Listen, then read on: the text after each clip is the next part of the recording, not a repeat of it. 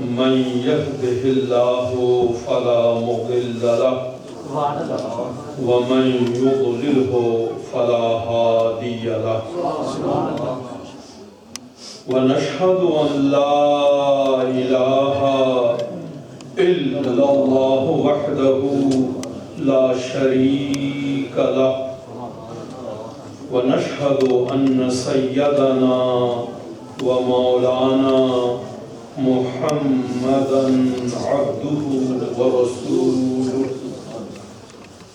صلى الله تعالى عليه وعلى آله وأصحابه أجمعين. أما بعد، قال الله تبارك وتعالى في القرآن المجيد والفرقان الحميد: أعوذ بالله من الشيطان الرجيم، بسم الله الرحمن الرحيم، ونحن أقرب إليه من حبل الوريد. صدق الله مولانا العظيم وصدق رسوله النبي الأمي الحبيب الكريم. إن الله وملائكته يصلون على النبي يا أيها الذين آمنوا صلوا عليه وسلموا تسليما. اللهم صل على سيدنا ومولانا محمد وعلى آل سيدنا ومولانا محمد بعدد كل شيء في الدنيا والآخرة. صلى الله على النبي الأمي وآله صلى الله عليه وسلم. صلاة وسلام عليك يا رسول الله. صلى الله على النبي الأمي وآله صلى الله عليه وسلم. صلاة وسلام عليك يا حبيب الله. صلى الله على النبي الأمي وآله صلى الله عليه وسلم.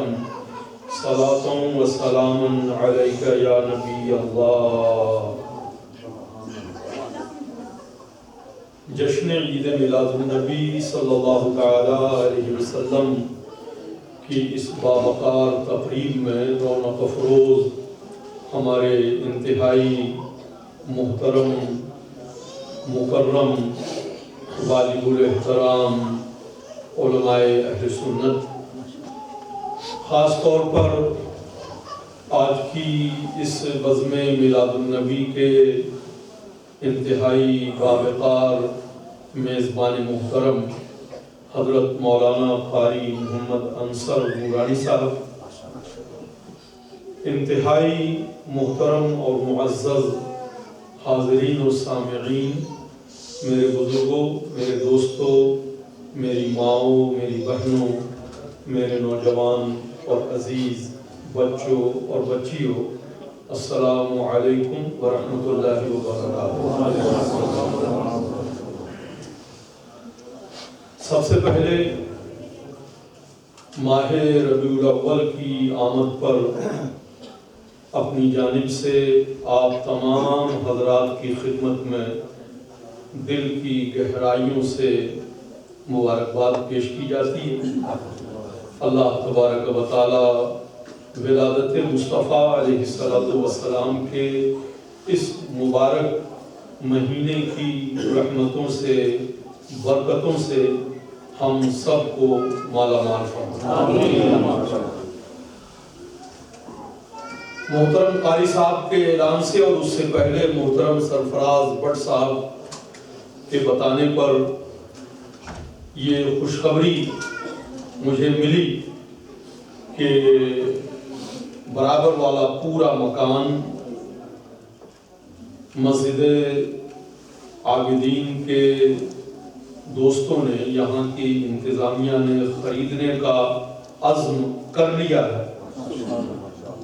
قیمت طے پا چکی ہے، بائر اور سیلرز کے درمیان ایگریمنٹ ہو چکا ہے۔ یقیناً یہ بات بڑی خوشخبری کی ہے۔ میں خاص طور پر اس مسجد کے امام محترم کو، اس مسجد کی انتظامیہ کے تمام دوستوں کو، اس مسجد کے تمام نمازیوں کو، پڑوسیوں کو اور اس شہر اور اس ملک میں رہنے والے تمام مسلمانوں کو اس پیش رفت پر، اس ڈیولپمنٹ پر مبارکباد پیش کرتا ہوں۔ جہاں تک میری اپنی نالج کا تعلق ہے جو بہت لیمیٹڈ ہے، بڑی محدود ہے میری معلومات، آج تک دنیا میں ایسی کوئی مثال موجود نہیں ہے کہ کسی مسجد کے قیام، کسی مسجد کے ایکسٹینشن، کسی مسجد کے ریفربیکیشن کا کوئی پروگرام مسلمانوں نے اخلاص کے ساتھ بنایا ہو اور وہ ادھورا رہ گیا۔ سبحان اللہ،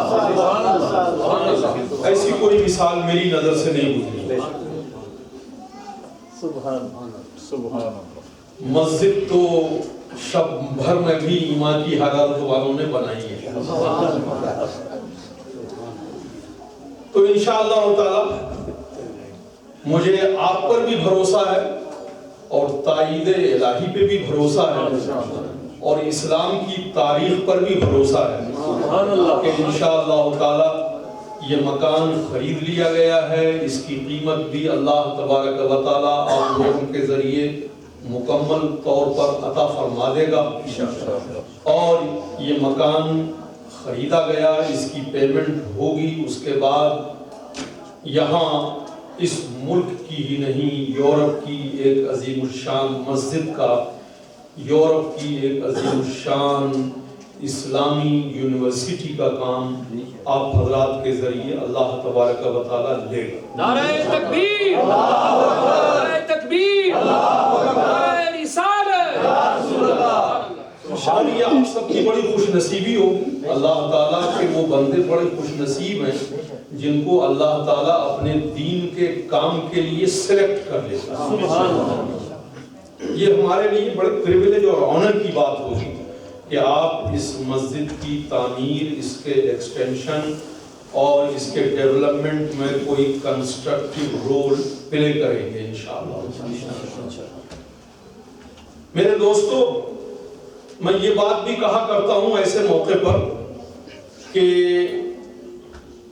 دنیا میں، اس پورے سنسار میں، اس پورے یونیورس میں صرف ایک ہی ملک ایسا ہے جہاں لوگ مکان پہلے بناتے ہیں، جاتے بعد میں۔ باقی دنیا کے جتنے ملک ہیں وہاں پہلے ہم جاتے ہیں پھر مکان بناتے ہیں۔ بھائی برسلز آنے سے پہلے یہاں آپ نے مکان تو نہیں بنایا، پہلے آپ آئے پھر آپ نے یہاں مکان بنایا۔ جو لوگ ہالینڈ میں ہیں، لگزمبرگ میں ہیں، جرمنی اور فرانس اور انگلینڈ میں ہیں، وہ پہلے وہاں آئے ہیں پھر انہوں نے مکان بنایا۔ لیکن جنت اس ملک کا نام ہے جہاں لوگ جاتے بعد میں ہیں، مکان پہلے بناتے ہیں، بلکہ وہاں جاتا وہی ہے جو پہلے وہاں مکان بنا دے۔ وہاں جانے کے بعد کوئی مکان نہیں بنے گا، وہاں جانے کے بعد آپ کسی کا کوئی مکان وہاں نہیں بائی کر سکیں گے۔ اسی دنیا میں رہ کر جنت کے ملک میں لوگ مکان بناتے رہے ہیں، آج بھی بنا رہے ہیں، قیامت سے پہلے تک بناتے رہیں گے۔ جس کا مکان وہاں بن گیا ہے وہی وہاں جاتا ہے۔ تو جنت میں مکان بنانے کا ایک کاؤنٹر ہماری خوش قسمتی سے مسجد عابدین میں کھولا گیا ہے۔ اب دیکھیے یہ کاؤنٹر کب تک کھلا رہتا؟ There is an opportunity for all of us کہ بھئی اس کاؤنٹر پہ جا کر ہم بھی جنت میں مکان بنا لیں، تاکہ پھر جب وہاں جانے کا وقت آئے تو مکان وہاں موجود ہو اور وہاں جا کر آرام سے رہیں۔ مجھ سے پہلے تقریر کا، نعتوں کا، قرآن کریم کی تلاوتوں کا بڑا حسین سلسلہ جاری رہا اور مجھے استفادے کا موقع بھی ملا۔ علامہ حسنات صاحب بخاری زید مجدہ کی بڑی پرمغز، پرجوش، ولولہ انگیز تقریر سے آپ کی طرح میں بھی مستفیض ہوا اور میں نے استفادہ کیا۔ اسی طرح جن بچوں نے جو یہاں مدرسے میں پڑھ رہے ہیں قرآن کریم کی جو تلاوت یہاں آ کر کی، اس میں انہوں نے تجوید کا جو مظاہرہ کیا، قرآن کریم کو صحیح مخرج کے ساتھ پڑھنے کی جو ان کی پرفارمنس تھی وہ بڑی پرفیکٹ اور ونڈرفل۔ اس کے لیے میں ان بچوں کو بھی مبارکباد دیتا ہوں اور ان بچوں کے استاذ محترم قاری صاحب کو بھی مبارکباد پیش کرتا ہوں۔ نشہ پھیلا کے گرانا تو سب کو آتا ہے، مزہ تو جب ہے کہ گرتوں کو تھام دے ساتھ۔ بھئی قرآن کو بھول جائیں، یہ کام تو بہت سے لوگ کر رہے ہیں۔ مسلمان قرآن کو چھوڑ دیں، یہ کام تو بہت سے اپنے بھی کر رہے ہیں، وہ غیر تو کرتے ہی رہے۔ لیکن مسلمان قرآن کو دل میں رکھ لے، مسلمان قرآن کی تعلیمات پر عمل کرنے لگیں، یہ کام جو کر رہے ہیں وہ بڑے خوش نصیب۔ الحمدللہ ہمارے قاری صاحب قبلہ ہماری اس عظیم الشان مسجد میں یہ کام بڑے احسن طریقے پر انجام دے رہے ہیں، جس کا مظاہرہ ابھی ان بچوں نے کیا جو یہاں آئے اور یہاں کر انہوں نے قرآن پاک پڑھا۔ ان بچوں کو میں دو مبارکبادیں دوں گا۔ یہاں آنا ہی بڑا مشکل کام ہے، مجمع کے سامنے کھڑا ہونا یہ بھی ایک بڑا کام، اور پھر یہاں آ کر کھڑے ہو کر مجمع کے سامنے قرآن کریم کو پڑھ کر سنانا یہ اس سے زیادہ بڑا کام۔ My appreciation and my admiration goes to those young Muslim children who came here and who are reciting surahs and ayat of Quran so perfectly, so beautifully, and I was really entertaining it fully. جو حضرات نعتیں پڑھ رہے تھے تو نعت تو سنی مسلمانوں کی زندگی کا سرمایہ، ہماری روح کی غذا ہے۔ ایک مسلمان کی روح نعت مصطفیٰ کے بغیر مسرور نہیں ہوتی۔ وہ سارے بزرگ اور نوجوان مبارکباد کے مستحق ہیں جنہوں نے ہمیں نعتیں سنائی اور ہمیں محسوس کیا۔ میرے دوستوں اور میرے بزرگوں اور میری ماں اور بہنوں، آپ سے میں پہلے بھی مخاطب ہوتا رہا ہوں، اس بار پھر میں آپ سب کا اور اپنی اس مسجد کی انتظامیہ کا، محترم قاری صاحب کا دل کی گہرائیوں سے شکر گزار ہوں کہ انہوں نے جشن عید میلاد النبی علیہ السلام کے اس بابرکت موقع پر میری اور آپ کی ملاقات کا یہ اہتمام کیا ہے۔ آپ جانتے ہیں کہ میں کوئی بڑی لمبی تقریر نہیں کرتا، آج کی میری تقریر بھی مختصر ہے، اور آج مجھے آپ کے ساتھ کچھ باتیں کرنا۔ آپ اسے تقریر سمجھیں، یہ آپ کا حسن ظن ہوگا، یہ آپ کی محبت ہوگی، لیکن میں دراصل آپ سے کچھ باتیں کرنا چاہتا ہوں۔ اس وقت ہم حضور سرور دو عالم صلی اللہ تعالی علیہ وسلم کے ولادت طیبہ کی خوشی منا رہے ہیں۔ پوری دنیا میں، پورے یورپ میں یہ خوشیاں مسلمان مختلف طریقوں سے منانا شروع کر چکے ہیں اور یہ سیلیبریشنز ابھی پورے 1 ماہ چلتی رہے.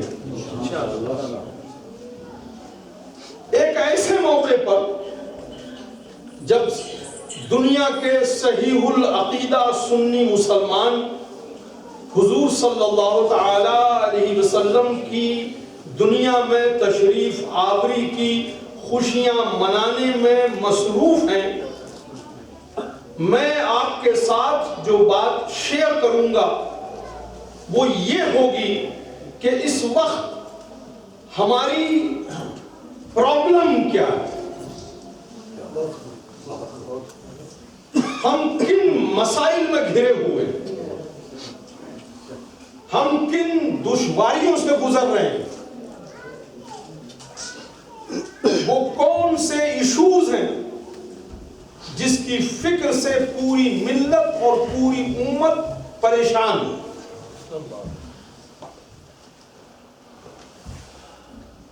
آپ پریشان ہیں یا نہیں یہ تو مجھے نہیں معلوم.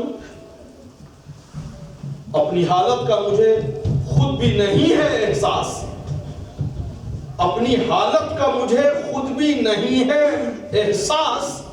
میں نے اوروں سے سنا ہے کہ پریشان ہوں میں.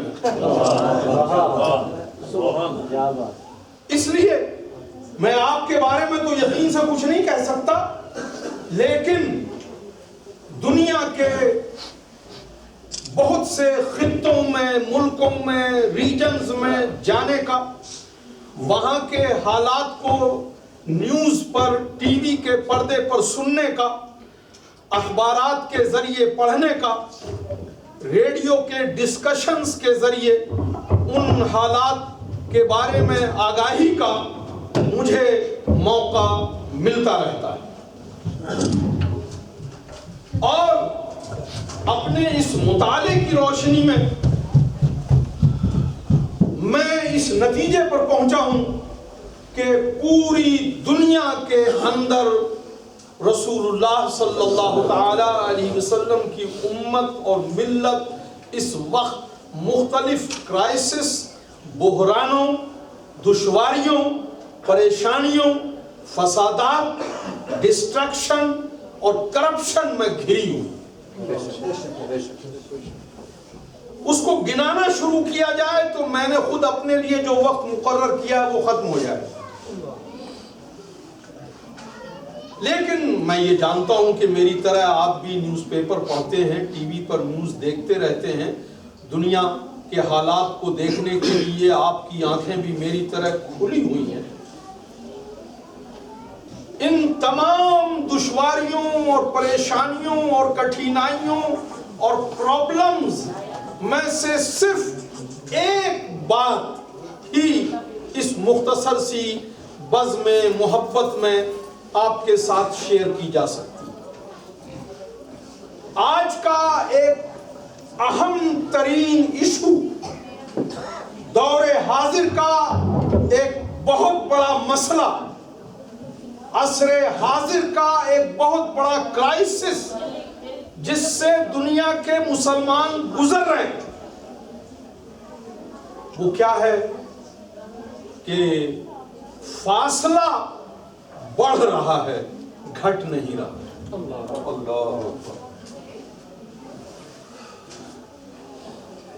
جہاں بھی آپ جائیے، جس شعبے میں بھی آپ جائیے، گیپ بڑھ رہا ہے، ڈسٹینس بڑھ رہا ہے، کم نہیں ہو رہا ہے. باپ اور بچے کا فاصلہ بڑھ رہا ہے، اس کو ہم جنریشن گیپ کہتے ہیں. لیکن ہم صرف جنریشن گیپ ہی کا شکار نہیں ہیں، اسپریچول گیپ بھی بڑھ رہا ہے، انٹلیکچوئل گیپ بھی بڑھ رہا ہے، ریشیل گیپ بھی بڑھ رہا ہے، مورل گیپ بھی بڑھ رہا ہے، ایجوکیشنل گیپ بھی بڑھ رہا ہے، اکنامک گیپ بھی بڑھ رہا ہے، گھٹ نہیں رہا ہے. میں بھی دیکھ رہا ہوں اور آپ بھی دیکھ رہے ہیں علماء کے درمیان فاصلے بڑھ رہے ہیں، گھٹنے ان کی بات نہیں ہو رہی۔ مسجدوں کے درمیان فاصلہ بڑھ رہا ہے، کم نہیں ہو رہا۔ دین و تبلیغ کا کام کرنے والی ہماری جماعتوں کے درمیان فاصلہ بڑھ رہا ہے، گھٹ نہیں رہا۔ بھائیوں کے درمیان فاصلہ بڑھ رہا ہے، شوہر اور بیوی کے درمیان فاصلے بڑھ رہے ہیں، پڑوسیوں کے پڑوسیوں سے تعلقات کا فاصلہ گھٹ رہا ہے، گھٹ نہیں رہا، بڑھتا ہوا نظر آ رہا ہے۔ تو جہاں بھی جائیے آپ طریقت میں چلے جائیے، شریعت میں چلے جائیے، معرفت کا نام لینے والوں میں چلے جائیے، حقیقت کا نعرہ لگانے والوں میں چلے جائیے، صداقت کی بات کرنے والوں میں چلے جائیے، علم و عرفان کے سلوگنز لگانے والوں میں چلے جائیے، یا درس و تدریس کی بات کرنے والوں میں چلے جائیے، یا سیاست اور تجارت کی بات کرنے والوں میں چلے جائیے، یا انڈسٹری اور اکنومی کی بات کرنے والوں میں چلے جائیے، بھائی چارے کی بات کرنے والوں میں چلے جائیے، پڑوسیوں میں چلے جائیے، محلوں میں چلے جائیے، گھروں اور فیملیز میں چلے جائیے، کنبوں اور برادریوں میں چلے جائیے، فاصلہ بڑھ رہا ہے، اور اس کا انجام اور اس کا نتیجہ وہ ہم اور آپ بھگت رہے ہیں۔ ہم اپنی آنکھوں سے دیکھ رہے ہیں، ہم رو رہے ہیں، ہم تڑپ رہے ہیں۔ اذانیں ہو رہی ہیں، فاصلہ بڑھ رہا ہے، مسجدیں بن رہی ہیں، فاصلہ بڑھ رہا ہے، آرگنائزیشنز کام کر رہی ہیں، فاصلہ بڑھ رہا ہے، قرآن کا ٹرانسلیشن پر ٹرانسلیشن کیا جا رہا ہے، فاصلہ بڑھ رہا ہے، لیکچرز اور تقاریر ہو رہی ہیں، فاصلہ بڑھ رہا ہے، ٹی وی کے اپنے اسلامک مسلم چینلز بڑھ رہے ہیں، فاصلہ بڑھ رہا ہے، مختلف رنگوں کی پگڑیاں پھیل رہی ہیں، فاصلہ بڑھ رہا ہے۔ رکھیو غالب مجھے اس تلخ نوائی میں معاف، آج کچھ درد میرے دل میں سوا ہوتا ہے۔ نعرہ تکبیر، نعرہ رسالت، نعرہ حیدری۔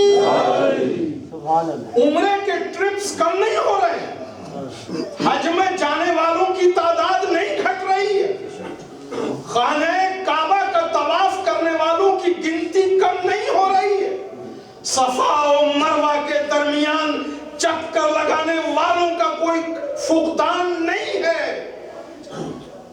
عرفات کے میدان میں اللہ کی بارگاہ میں گڑگڑانے والوں کی گنتی میں کوئی کمی نہیں ہے، لیکن فاصلہ بڑھ رہا ہے۔ میرے دوستو، اس فاصلوں کے بڑھتے ہوئے زمانے میں میلاد النبی کی اہمیت یہی ہے۔ اس فاصلوں کے بڑھنے کے دور میں جشن عید میلاد النبی کو سیلیبریٹ کرنے کی ضرورت یہی ہے کہ 12 ربیع الاول کو سیدہ آمنہ کے گھر میں، قریش کے محلے میں، مکہ مکرمہ میں صبح صادق کے وقت جو نبیوں کا امام آیا، وہ فاصلوں کو بڑھانے کے لیے نہیں، گھٹانے کے لیے اس کا نعرہ یہی تھا کہ اے لوگوں،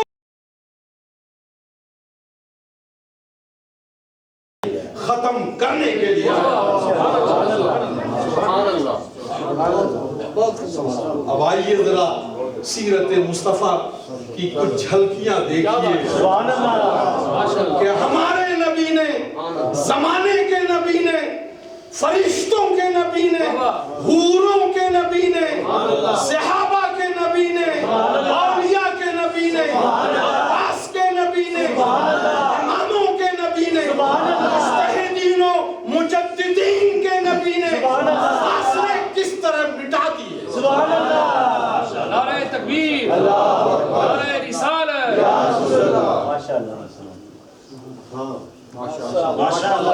میرے دوستو، آپ بھی جانتے ہیں اور میں بھی جانتا ہوں اور اتہاس کے پڑھنے والے بھی جانتے ہیں کہ حضور سرور دو عالم صلی اللہ تعالی علیہ وسلم کی تشریف آوری سے پہلے خاندان بنو ہاشم اور خاندان بنو امیہ میں بڑا فاصلہ تھا۔ عبد شمس اور ہاشم کی لڑائی سے یہ فاصلے شروع ہوئے تھے اور بڑھتے ہی گئے تھے۔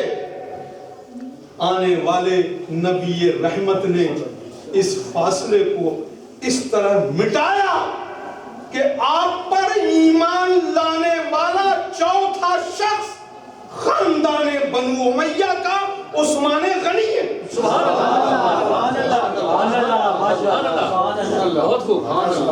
آپ مسلمان ہونے والے چوتھے فرد ہیں۔ اور یہ فاصلہ حضور نے اس طرح مٹایا کہ حضرت رقیہ کا اور حضرت ام کلثوم کا یکے بعد دیگرے نکاح حضرت عثمان غنی سے اپنا داماد بنایا۔ اور حضرت علی کی روایت یہ ہے کہ میں حضور کی بارگاہ میں حاضر تھا جب حضرت ام کلثوم کے انتقال کی خبر حضور صلی اللہ علیہ وسلم کو دی گئی تو آپ نے ارشاد فرمایا کہ اگر میری 40 بیٹیاں ہوتی تو ان سب کو ایک ایک کر کے عثمان کے نکاح میں دے دیتا۔ دوستو، بنو امیہ اور بنو ہاشم کا یہ ہسٹورک اختلاف، یہ فاصلہ آمنہ کے لال کے آنے سے صرف کم ہی نہیں ہوا، مٹ گیا۔ آپ جانتے ہیں اس سوسائٹی میں آقا اور غلام میں کتنا فاصلہ تھا، غریب و امیر میں کتنا فاصلہ تھا، کالے و گورے میں کتنا فاصلہ تھا، کس قدر سوسائٹی تقسیم تھی۔ لیکن حضور سرور دو عالم صلی اللہ علیہ وسلم نے جو کارنامہ انجام دیا وہ کیا تھا کہ کس نے قطروں کو ملایا اور دریا کر دیا۔ آپ بھی جانتے ہیں کہ قطرے اور دریا کے درمیان کتنا فاصلہ ہے، کتنا فرق ہے، لیکن نبی رحمت نے ان قطروں کو ملا کر دریا میں سمو دیا، ان قطروں کو بھی دریا بنا دیا۔ اور آپ بھی جانتے ہیں اور میں بھی جانتا ہوں کہ زمین کے ذرے اور آسمان کے تارے میں کتنا ڈسٹنس ہوتا ہے، لیکن یہ آمنہ کے لال کا ہی کمال ہے کہ کس نے ذروں کو اٹھایا اور تارا کر دیا۔ سبحان اللہ، نعرہ تکبیر، نعرہ رسالت، نعرہ حیدری۔ تو حضور سرور دو عالم صلی اللہ علیہ وسلم نے ذروں کو اٹھا کر تاروں کے برابر کر دیا۔ یہ ابو بکر صدیق، یہ فاروق اعظم، یہ عثمان غنی، یہ علی مرتضی، یہ حضرت طلحہ، یہ حضرت زبیر، یہ سعد بن ابی وقاص، یہ حضرت عبیدہ ابن جراح، حضرت سعید ابن زید، یہ شاید زمین کے ذرے ہی رہ جاتے، ان کو آسمان حکومت کا، آسمان خلافت کا، آسمان صحابیت کا درخشندہ ستارہ ہمارے نبی نے اپنے نگاہ اعجاز سے کر دیا۔ نعرہ تکبیر، نعرہ رسالت، نعرہ رسالت، جشن عید میلاد نبی، سرکار کی آمد، حضور کی آمد۔ اور میرے دوستو، یہ تو سبھی جانتے ہیں کہ زمین سے آسمان کے درمیان بہت بڑا فاصلہ ہے، یہ تو سبھی جانتے ہیں۔ ہمارے علماء اپنی کتابوں میں لکھتے ہیں کہ 7ویں آسمان سے زمین کا فاصلہ 14,000 برس کا راستہ ہے. 14,000 سال تک سفر کیا جائے, اس کے بعد زمین سے کوئی 7ویں آسمان تک پہنچتا ہے. اور جنت کہاں ہے؟ عند سدرۃ المنتہی عندہا جنت المأوی. سبحان اللہ.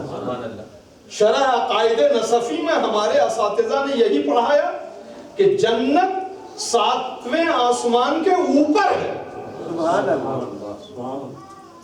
جنت کا جو سب سے پہلا فلور ہے اس کا نام ہے دار الجلال. جو دوسرا فلور ہے اس کا نام ہے دار القرار. جو تیسرا فلور ہے جنت کا اس کا نام ہے دار السلام. جو چوتھا فلور ہے جنت کا اس کا نام ہے جنت عدن. 5ویں فلور کا نام ہے جنت الماوا. 6 کا نام خلد. 7ویں کا نام فردوس. 8ویں کا نام جنت النعیم. تو کوئی دار الجلال جو فرسٹ فلور ہے جنت کا وہاں بھی جانا چاہے تو 14,000 برس کا فاصلہ ہے. شریعت میں مسافر کے فاصلے کو میجر کیا گیا ہے حدیث مصطفیٰ کی روشنی. اعلیٰ حضرت کی کیلکولیشن کے مطابق یہ لگ بھگ 58 مائل ہے. اس سے کچھ کم ہے, میں راؤنڈ فیگر بنانے کے لیے اس کو 58 مائل کہتا ہوں, ورنہ 57.5 مائل. یعنی 3 دن میں حضور سرور دو عالم علیہ السلام کے زمانے میں لوگ آرام سے 58 مائل کا سفر کرتے تھے 3 دن. 1 مہینے میں اگر آپ 58 کو 30 سے ملٹیپلائی کریں تو 1740 میل کا سفر ممکن تھا. اور اس 1740 میل کو اگر آپ 12 سے ملٹیپلائی کریں تو 20,880 مائل کا سفر 1 برس میں ہوتا ہے. تو 1 سال تک کوئی سفر کرتا رہے تو 20,880 میل کا سفر کرے گا شریعت کے مطابق. اور 7ویں آسمان تک جانے کے لیے 14,000 سال تک سفر کرنا ہے. اتنا ڈسٹنس ہے زمین اور 7ویں آسمان کے بیچ میں. اور حدیث پاک میں ہے کہ جنت کے 100 درجے, یہ تو جنت کی 8 منزلیں ہیں نا, ان تمام فلورز پر مختلف لیولز ہیں. Total number of levels in the heavens are 100. اور ان تمام جنت کی منزلوں میں ایک منزل سے دوسری منزل تک جانے کے لیے 100 برس کے سفر کی ضرورت ہے. حدیث پاک میں آتا ہے کہ جنت کے جو دروازے ہیں تو دروازے میں جو فریم ہوتے ہیں تو 2 تو ہاریزنٹل ہوتے ہیں اوپر اور نیچے, اور 2 سائیڈ میں کھڑے ہوتے ہیں ورٹیکل. تو جو ورٹیکل فریمز ہوتے ہیں ان کے درمیان جو فاصلہ ہے وہ 40 برس کے راستے کے برابر ہے. 40 برس تک کوئی سفر کرتا رہے تو جنت کے ورٹیکل فریم سے چل کر دوسرے ورٹیکل فریم تک کوئی پہنچے. اللہ اکبر. اتنی دور ہے جنت, لیکن ہمارے نبی نے اس جنت کو اپنی مسجد میں اتارا. ریاض الجنہ کو جنت کا باغ بنایا کہ نہیں؟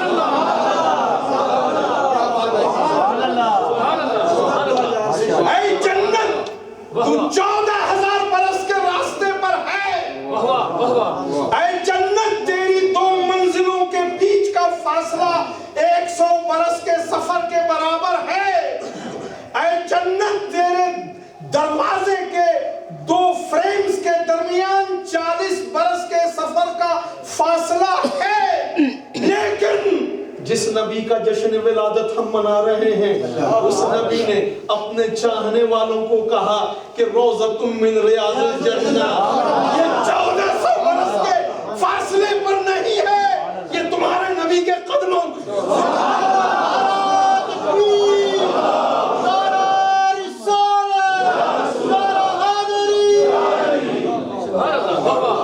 اور یہ تو مدینے کی بات کر رہا ہوں۔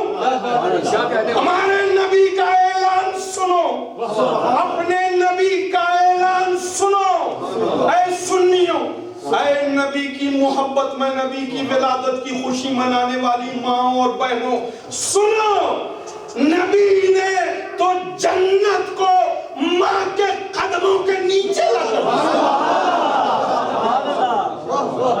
ماں بیلجیم میں ہے، جنت یہاں ماں کے قدموں کے نیچے ہے۔ ماں فرانس میں ہے تو جنت فرانس میں ماں کے قدموں کے نیچے ہے۔ ماں جرمنی میں ہے تو جرمنی میں جنت ماں کے قدموں کے نیچے ہے۔ ماں لاہور میں ہے تو جنت لاہور کی ماں کے قدموں کے نیچے ہے۔ ماں کشمیر میں ہے تو وادی کشمیر میں ماں کے قدموں کے نیچے جنت ہے۔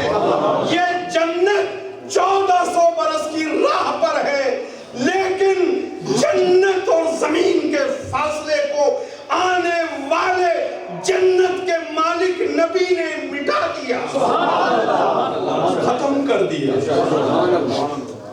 میں اسی لیے کہا کرتا ہوں کہ جو لوگ جنت میں جانے کے شوق میں لندن ٹرانسپورٹ کی بسوں پر سوسائیڈ بامبنگ کرتے ہیں،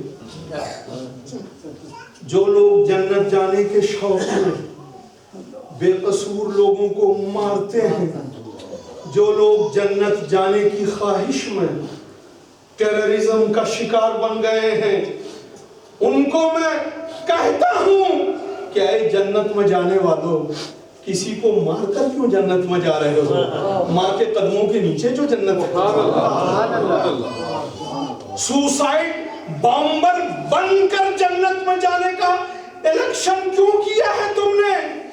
اپنی ماں کی خدمت کرو، اپنی ماں کی عزت کرو، اپنی ماں کی سیوا کرو، اپنی ماں کے دل کو رکھو، اپنی ماں سے محبت کا سلوک کرو۔ آنے والے نبی کا یہ وعدہ ہے کہ ماں کی خدمت سے اگر ایمان کے ساتھ رہے اور گئے تو جنت ملتی۔ میرے دوستو، جنت بظاہر کتنی دور ہے، لیکن حضور صلی اللہ تعالی علیہ وسلم نے جنت کو مدینے میں اتارا، جنت کو مسلمان ماؤں کے قدموں میں رکھا۔ اور کوئی کہہ سکتا ہے کہ بھئی میری تو ماں ہی نہیں ہے، میری ماں کا انتقال ہو گیا۔ میرے دوستو، میرے بزرگوں، میری ماں اور بہنوں، حضور صلی اللہ تعالی علیہ وسلم نے صرف اتنا ہی نہیں فرمایا، بلکہ جس نے بھی حالت ایمان میں نبی کو دیکھ لیا اس کو جنتی بنا دیا۔ گویا ایسا لگتا ہے کہ حضور صلی اللہ تعالی علیہ وسلم رات و دن اللہ کی جانب سے اسی مشن پر تھے کہ اے نبی دنیا میں جاؤ، فاصلے بڑھ گئے ہیں، کوئی رنگ کے نام پر، کوئی دولت کے نام پر، کوئی تجارت کے نام پر، کوئی علم کے نام پر، کوئی سیاست کے نام پر فاصلے بڑھا رہا ہے۔ فاصلوں کو گھٹانے اور مٹانے والا کوئی نہیں۔ اے نبی، فاصلوں کے بڑھنے سے دنیا میں اندھیرا چھا گیا ہے، اب نور بن کر جاؤ اور ان فاصلوں کے اندھیروں کو مٹا کر قربت کے نور سے دنیا کو بھر دو۔ جبھی تو حضور صلی اللہ تعالی علیہ وسلم نے قرآن کی وہ آیات پڑھ کر سنائی کہ ہر صحابی جنتی، جس نے بھی حالت ایمان میں نبی کو دیکھا ہے وہ جنتی ہے۔ بھائی عشرہ مبشرہ بھی جنتی ہے، ہمارا ایمان ہے، اس میں کوئی شک نہیں ہے۔ خاتون جنت بھی جنت کی خواتین کی سردار ہیں، حسین و حسن جنت کے جوانوں کے سردار ہیں، ہم جانتے اور مانتے ہیں، لیکن خوشخبری حضور علیہ السلام نے تمام صحابہ کو عطا فرمائی. ہر صحابی جنتی. قرآن نے وعدہ کیا کلوں وعد اللہ الحسنى. اللہ تعالیٰ نے سب سے، چاہے وہ ہجرت سے پہلے مسلمان ہوئے ہوں یا ہجرت کے بعد مسلمان ہوئے ہوں، ہجرت سے قبل انہوں نے دولت راہ خدا میں لٹائی ہو یا بعد میں لٹائی ہو، سب سے اللہ وعدہ فرماتا ہے کہ تم سب سے میں جنت کا وعدہ کرتا ہوں. رضی اللہ عنہم ورضوا عنہ. ان سب سے اللہ راضی ہے اور وہ سب اللہ سے راضی ہیں، اور جنت اللہ کی رضا ہی کا نتیجہ ہے. میرے دوستو، حضور صلی اللہ تعالی علیہ وسلم نے فاصلوں کو مٹایا ہے. اگر ہم میلاد مناتے، اگر ہم عشق مصطفیٰ کے دعوے میں سچے ہیں، اگر ہم محبت رسول کے کلیم میں آنیسٹ ہیں، تو ہمیں یہ طے کر لینا چاہیے کہ ہم فاصلوں کو بڑھائیں گے نہیں، ہم فاصلوں کو مٹانے کا کام کریں گے. یہ میں اور تو کا فاصلہ، امپلائیز اور امپلائر کا فاصلہ، عوام اور گورنمنٹ کا فاصلہ، کالے اور گورے کا فاصلہ، امیر و غریب کا فاصلہ، برادری کا فاصلہ، زبان کا فاصلہ، قومیت کا فاصلہ، رنگ اور نسل کا فاصلہ، ان کو کم کرنا اور مٹانا، یہی حضور صلی اللہ تعالی علیہ وسلم کی بارگاہ میں سچی خراج عقیدت ہے. نعرہ تکبیر، نعرہ رسالت، نعرہ حیدری. گھروں میں دیکھیے بیوی اور شوہر کے درمیان فاصلہ بڑھ گیا ہے، بڑھ رہا ہے، طلاقیں ہو رہی ہیں. چھوٹی چھوٹی باتوں پہ طلاقوں کی واردات اور کیسز بڑی تیزی سے بڑھ رہے ہیں مسلمانوں کے گھروں میں. جنریشن اور کلچرل گیپ کی وجہ سے لڑکیاں بھاگ رہی ہیں، لڑکے باقی بن رہے ہیں. ابھی 3 ہفتے پہلے کرائیڈن میں، ساؤتھ لندن میں ایک شادی میں شرکت کے لیے گیا. وہاں منیر شریف صاحب نام کے بزرگ سے ملاقات لوگوں نے کرائی. ان کے پاس لوگ لے گئے کہ مولانا وہ ڈسیبلڈ ہیں، ویل چیئر پہ ہیں، چل نہیں سکتے، آپ سے ملنے کی خواہش رکھتے ہیں، ذرا سا چلیے. ان کے ٹیبل پر گیا، بیٹھا، اپنی کہانی سنانے لگے کہ میں 35 ایئرز پہلے کرائیڈن آیا تھا. اس وقت صرف 8 لوگ پاکستان کے وہاں تھے. ہم کرائے کی جگہ لے کر نمازیں پڑھتے تھے، جمعہ پڑھتے تھے، عیدیں پڑھتے تھے، عید میلاد النبی کا جلسہ کیا کرتے تھے. باتوں باتوں میں کہنے لگے مولانا ابھی چند ماہ پہلے ہمارے ایک دوست کے گھر بڑا حادثہ ہو گیا. میں نے پوچھا کیا حادثہ ہو گیا؟ کہنے لگے کہ ہمارے دوست کی لڑکی نے ایک سکھ سے شادی کر لی. کیسے شادی کر لی؟ وہ کہنے لگے کہ ان کے گھر کسی سکھ کا آنا جانا تھا. جب بچی بالکل چھوٹی سی تھی تو ماں نے کہا کہ سکھ کی جو بیوی ہے یہ تمہاری آنٹی ہے. جو سکھ تھے ان کو انکل کہا کرو. پڑوسی تھے، آنا جانا تھا، دوستی تھی، بے تکلفی تھی. آگے جا کر سکھ کے لڑکے اور اس مسلمان کی لڑکی کے درمیان تعلقات قائم ہو گئے. اس نے شادی کی بات کی. ماں اور باپ نے بڑا سمجھایا. بیٹی نے کہا کہ ابا میں کسی غیر سے شادی نہیں کر رہی ہوں، میں انکل کے بیٹے سے ہی تو شادی کر رہی ہوں. میں کسی غیر کے گھر نہیں جا رہی ہوں، میں اس کے گھر جا رہی ہوں جس کو آنٹی آپ بچپن سے کہلوا رہے ہیں. اس لیے میرے دوستو یاد رکھیے، لوگ کہتے ہیں کہ مولانا اگر کسی بدعقیدہ کو شادی پہ بلا لیا تو قیامت کیا آ گئی. مولانا اگر کسی قادیانی کو شادی میں دعوت دے دیے تو فتوے کیوں آ رہے ہیں؟ کیا قیامت آ گئی؟ ہم جانتے ہیں کہ وہ غلط ہیں، ہم جانتے ہیں کہ وہ مرتد ہیں، ہم جانتے ہیں کہ وہ بدعقیدہ ہیں، لیکن روز مرہ کی زندگی میں سوشل انٹریکشن، اس پر آپ کیوں خفا ہوتے ہیں؟ اس پر تقریریں کیوں کی جا رہی ہیں؟ خطرہ یہی ہے، خطرہ یہی ہے کہ یہ آنا جانا کل کہیں کسی رشتے میں بدلنے کا سبب نہ بن جائے۔ یہ بلانا اور شادیوں میں شرکت کرنا اور اس کو اہمیت نہ دینا کل کہیں ہماری ریلیجس آئیڈینٹی کو ختم کرنے کا یہ ذریعہ نہ بن جائے۔ اس لیے اسلام نفرت نہیں سکھاتا۔ میں تو آپ سے کہہ ہی رہا ہوں کہ حضور صلی اللہ علیہ وسلم فاصلوں کو مٹانے کے لیے تشریف لائے، اور یہ فاصلے کسی کے درمیان ہو۔ عیسائیوں سے بھی فاصلہ بڑھانے کی ضرورت نہیں ہے۔ اس ملک میں ہم رہتے ہیں، ان کے ساتھ بھی ہماری کمیونیکیشن لائن کھلی رہنی چاہیے۔ یہودیوں کے ساتھ بھی فاصلہ بڑھانے کی ضرورت نہیں ہے۔ تبلیغ اسلامی کا فریضہ یہ کہتا ہے کہ ان کے ساتھ بھی ہماری کمیونیکیشن لائن کھلی رہنی چاہیے۔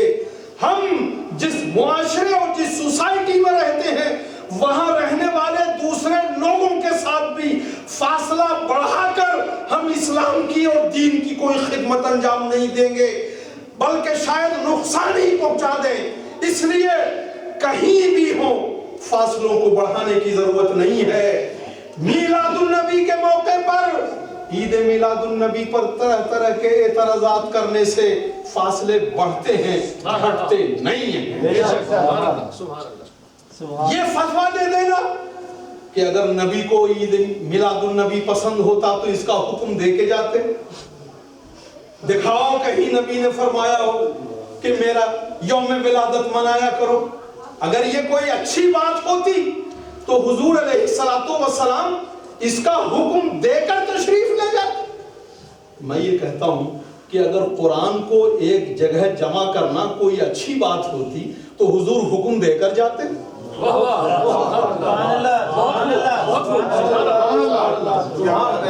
حضرت ابوبکر صدیق نے قرآن کو ایک جگہ کیوں جمع کیا؟ حدیث دکھاؤ،